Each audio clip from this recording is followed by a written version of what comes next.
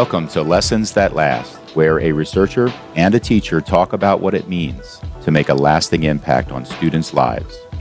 They unpack the stories former students shared about their memorable teachers and discuss how we can all make a greater impact on the people in our lives. Here's Julie and Laura.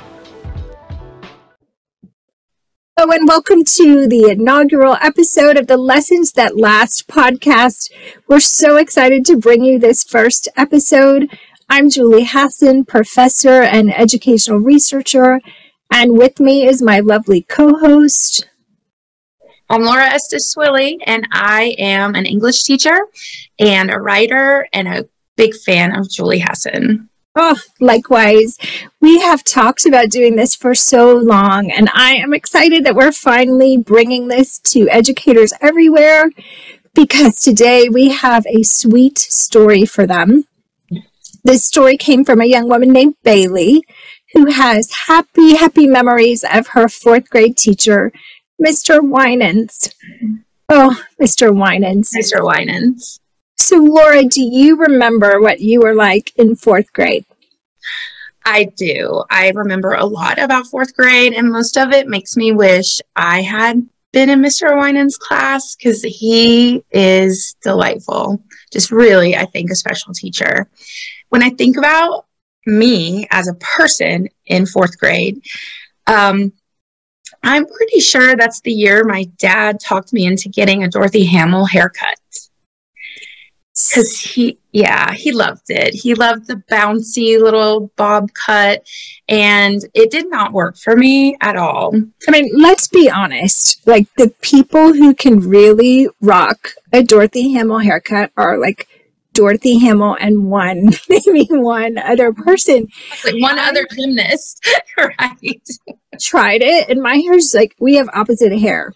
Right. So mine is super thin, and I remember spraying it. My dad had this pump hairspray, so I had to really plaster it down. And when the wind blew, it was like fish gills. It was bad.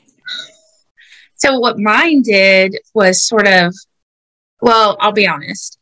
When I looked in the mirror, I thought I looked like the Incredible Hulk. Remember when he would get mad and he would burst his clothes and somehow his hair would change? And it was that choppy Lou Ferrigno thing. Right. That's what I saw in the mirror. And I remember for some really, really poor reason, I wore green for my school picture that year. And those don't exist anymore because literally I looked like the Incredible Hulk in my mind. So I think I was maybe a typical fourth grader where image was starting to really matter to me. And then I also was struggling in school. So fourth grade is when I learned a really important lesson. And I think everyone has to learn this lesson in life. I just don't know that they need to learn it when they're 8. So, I was a year ahead in school. I was younger than all of my cohort, basically.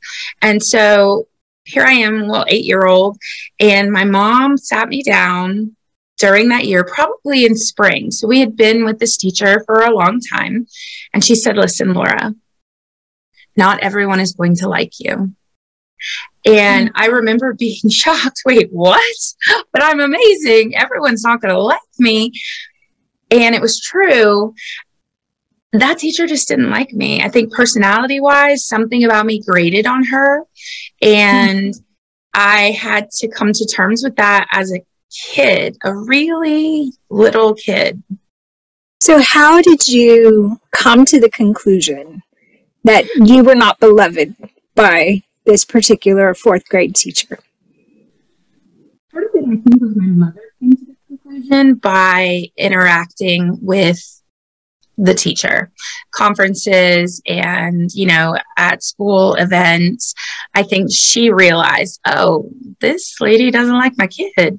But for me, I knew that she was mad at me a lot. She had a strange classroom. And of course, like, we have to remember this was the 70s and the world was different. And in our classroom, there was a a chair for a bad kid, and it was off to the side of the room, isolated from the rest of the class. And I got sent to the bad kid chair a number of times. And it was like shocking to me that I was bad, because I really was well behaved and I loved learning, Julie. I was very sure in 4th grade that I was going to be a doctor because I loved science so much. And that's something you never knew, because my love of science died in that classroom. Wow. And sometimes we think, because you're an extroverted person and lots of personality, and you live out loud, and sometimes we think mistakenly that extroverted kids are not sensitive. Oh, gosh. Yeah, I guess so. And what a terrible mistake, because all kids are sensitive, right? Just because I am joyful and open and love to interact with other people doesn't mean I can't be crushed. And I think that I was kind of crushed in that class.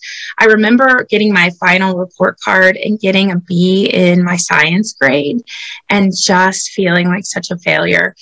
And hello, there's nothing wrong with a B. In high school, I would have dreamed of having a B in science. But I knew that I had a passion, and I knew that I worked so hard, and I knew that I knew all the answers all the time. So how could I earn a B? And it just put a damper on something for me. But the thing she didn't put a damper on was reading, because I don't think anybody could have ever put a damper on reading for me. I, in the naughty seat, got caught reading my 101 Dalmatians chapter book. How dare you read at school? I remembered it being that thick, but it was probably that thick. And I finished my work. So I was reading my book, and she came over and was very angry with me and took my book. And I just was shocked, because at 8, no one had ever treated me like that before. Wow. It's like she didn't want you to have any ounce of happiness over in that chair. So it wasn't about, you go over there and get it together so you can come back to the group. It was about you go over there and suffer. Yes. So do you think, looking back, like from an adult perspective, were there kids she liked, or was she just a super unhappy lady? That's a great question. And I'll be honest with you, I have no idea.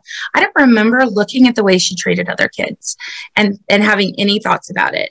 So that's a big blank. And I guess that could mean either thing. Like, I didn't want to remember that she was nice to other kids, or she treated us all the same. I have no idea. That's interesting.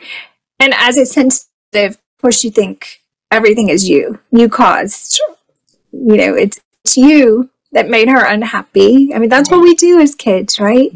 And I was the opposite, like super shy. I would not answer a question. And if I did, it was a whisper, and then it would be I can't hear you, speak up. So I felt like I had some teachers who got really frustrated with me for the opposite reason, which is such a message for teachers, right? Kids have a personality, and they're not a little extra or super quiet just to make your life harder. They are who they are, right? They're not doing these things to annoy you or try you. And I think we had so many great teachers who loved both of us as we were and saw us as we could be. And I'm sorry that particular teacher didn't. And it hurt me at the time, but I think kids are pretty resilient. I didn't hold on to that. I remember, if you asked me about 4th grade, I remember. But also, if you ask me about 5th grade, I have a fresh memory. It wiped clean for me, and I started anew the next year.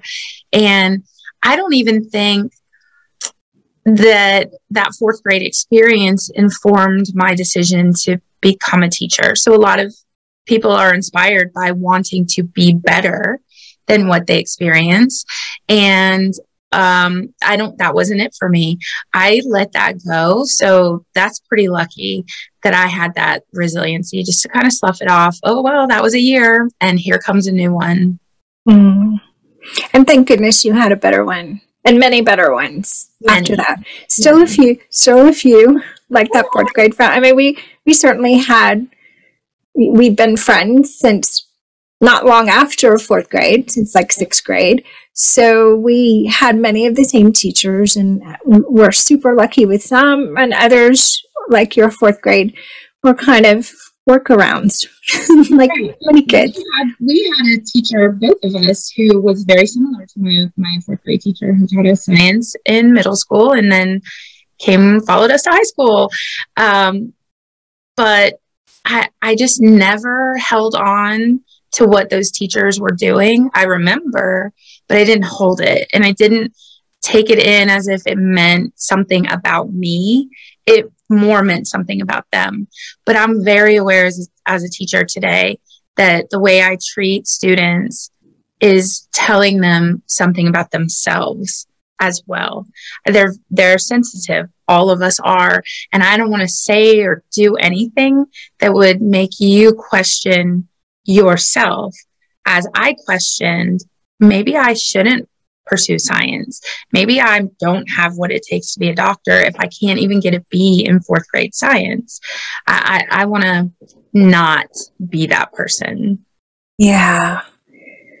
Which speaks to grading little guys, and that's a whole nother conversation for another day. Wow. I want to hear about your fourth grade, because I know you had a completely different experience than I had. I did. And in so many ways. So for me, thinking about, I have a June birthday. So I was always the same age all the way through the school year. So fourth grade, I was 9 all the way through. And I remember 9 being the year where you're not a cute little kid anymore.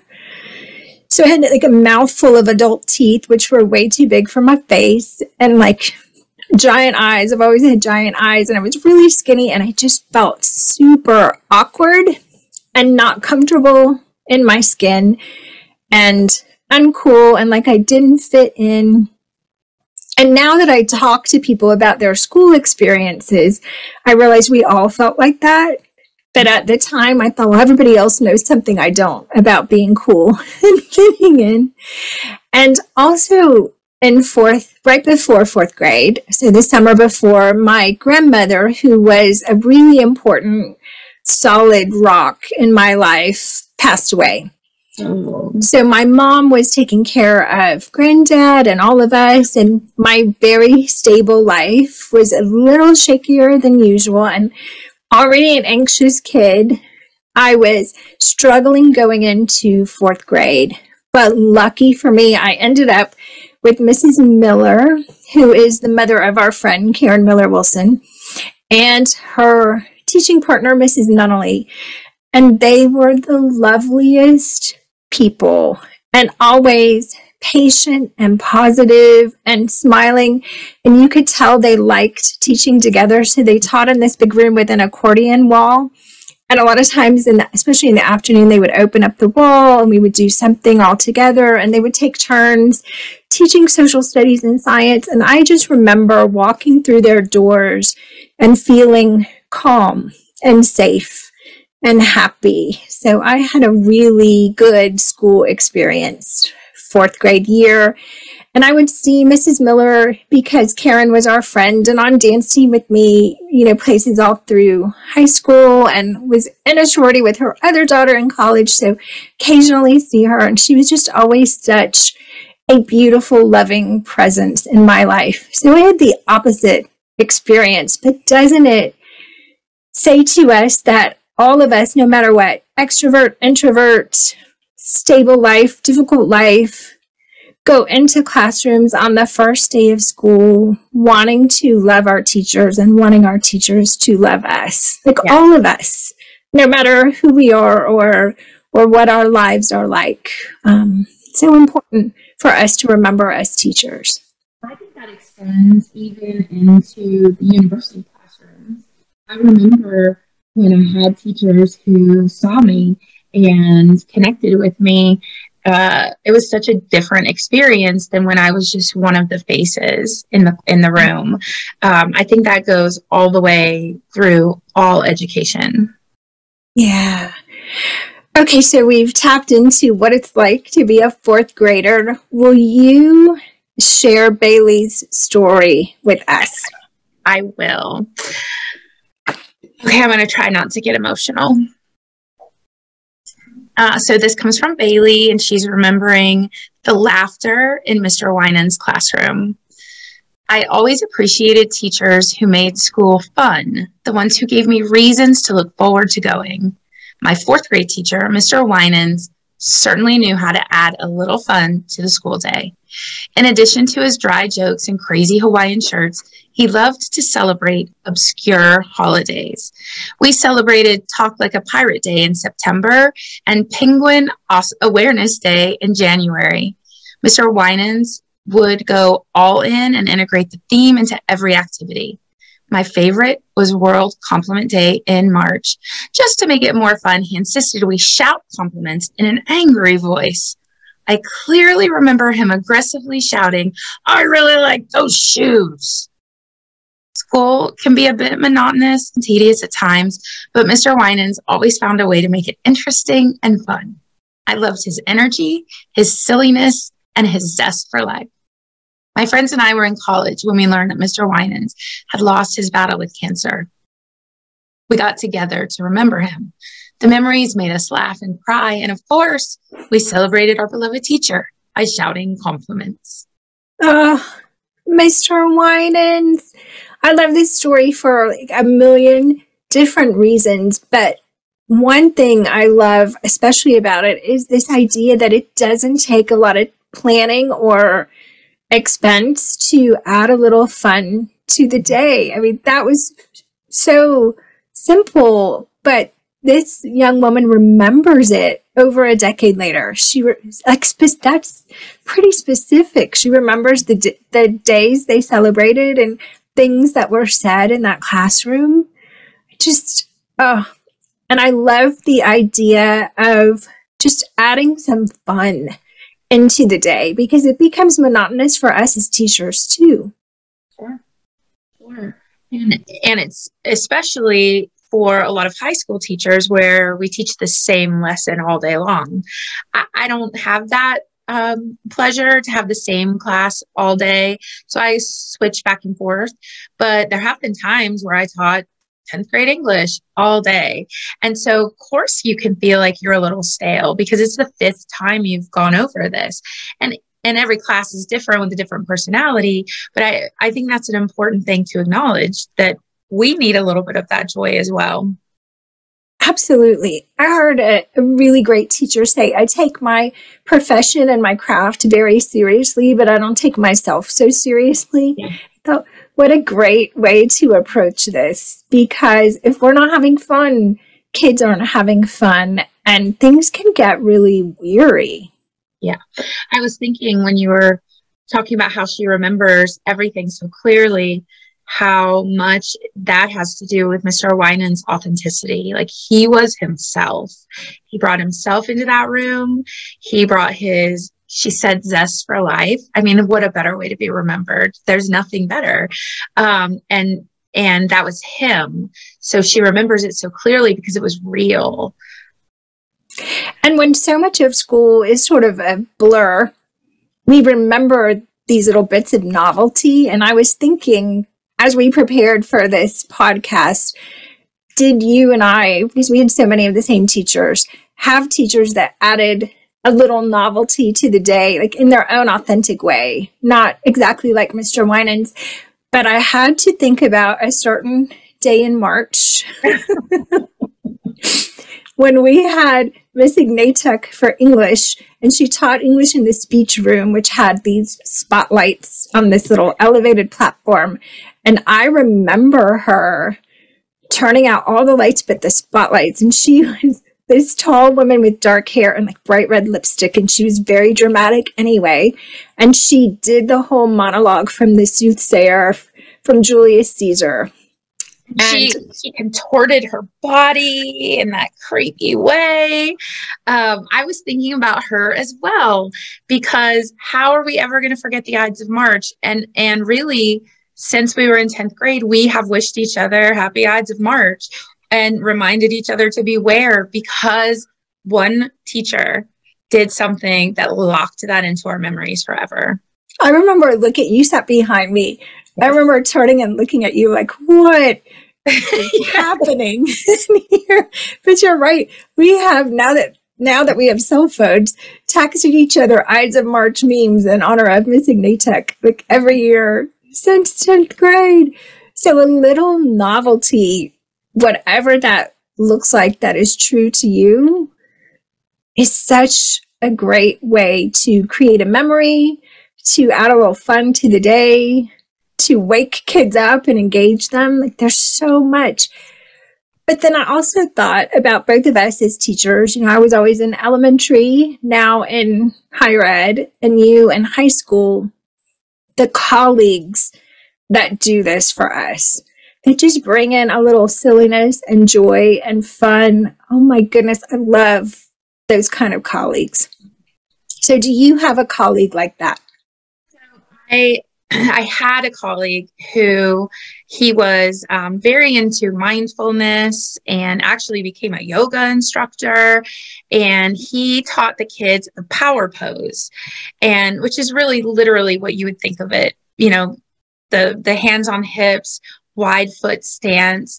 And every time, like Superman, right? With the cape blowing. Right. Totally. It's the power pose.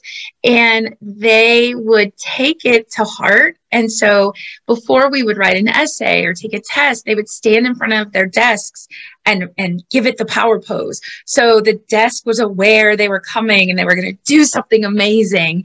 And that I know, because I know some of those kids has stayed with them forever. The power. I could use a little power pose. I know. I love that. So I have a colleague, Betsy Rosenbaum. I know you've heard about my sweet Betsy, who just, like, even on the hardest day or when we're working on something really challenging, makes me laugh. So my love language is funny, true stories. Like, if you tell me a really funny story about something that actually happened, I'm yours for life. And Betsy is the queen of a funny, true story. I laugh so hard that you're crying.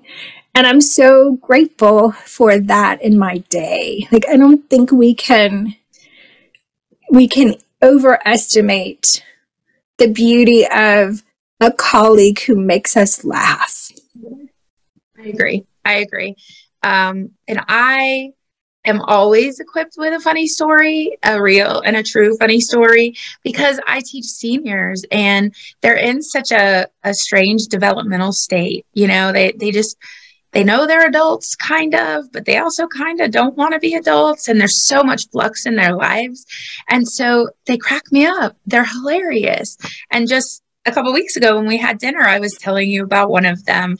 And he's such a charming kid. And he had such a funny reaction to just staffing changes at our school, which is normal, especially in administration. They get promoted. And I told him, I'm not going to be here tomorrow, guys. You're going to have a sub. And he was up in arms. First, you're not here one day, and then you're never coming back. And it was funny because it was so sweet and so genuine. And those are my kind of stories for sure. Yeah, same. Even in higher ed, like, we have to bring a little bit of novelty and fun. My husband, Brian, is a professor. He teaches accounting. You would think, gosh, it's hard to bring a lot of joy and fun to accounting. But a couple Christmases ago, I got him a book of dad jokes. Yeah. And he can really deliver a dad joke. And I guess he had been doing it quite often and then hadn't done it for a while. And a student asked him, like, why have you not told us a dad joke lately? Mr. Winans, such an inspiration and a model, but also a model for whatever content you teach, whatever age you teach. Just bring a little joy and fun into the day. But I have to tell you, the other thing I thought of when I heard this story is the 1990s The Dana Carvey Show, which was not on the air long because it was a bit ahead of its time, but hilarious. So on the Dana Carvey Show, Steve Carell from The Office was a very young, new actor and was one of the cast members on that show. And Steve and Dana would do this skit called Germans Yelling Compliments. Oh my goodness. And I don't even know why it was so funny, but it's on YouTube. So listeners, check it out. But they would just, and I feel like I can say this because my people are German. He would say like, "You are not getting older. You are getting better." Or Kevin was a wonderful babysitter, but they would yell it. And I don't think anything has ever made me laugh so hard. I'm sorry if that is offensive to anyone. We should say that if you are easily offended, this is probably not the podcast for you. I'm probably not your girl. Because chances are, every episode, something is bound to be offensive to someone. Very possible with this. And also, I want to assure you that those were barely German accents. He's so disappointed, but that's the best I got. I will say, check out Steve and Dana on YouTube because they do it so much better and it's great. Yes. And I highly recommend yelling compliments at people in an angry voice because there's just something about it. There's no reason it should be funny, but it is. I am feeling inspired right now to maybe do that tomorrow. We can yell compliments in an angry voice tomorrow in my classroom. I might do it like out at the bus stop off King Street. Because that's how you identify your people, right? That's how you know who is your tribe. Oh, so good. So as we wrap up, what is one thing you're going to take from Bailey's story about Mr. Winans into this week? I think I take that your authentic personality is the one you need to bring into the classroom. And we all have different personalities, but no matter your personality, everyone has something that brings them joy. And so that should be in your classroom and that should be shared with your students. It's real and it's you, and that makes it matter to them. Yeah, bring a little authentic joy into the week. And that goes with what I was thinking about, which is legacy. Sometimes we think a legacy is this big, grand thing, like we change the trajectory of a kid's life. And sometimes that's true. But in this case, he was remembered after he passed for these sweet, funny little things that he did that brought joy to kids' lives. So we make a legacy sometimes in small ways every day. And my lovely Mrs. Miller passed not too long ago.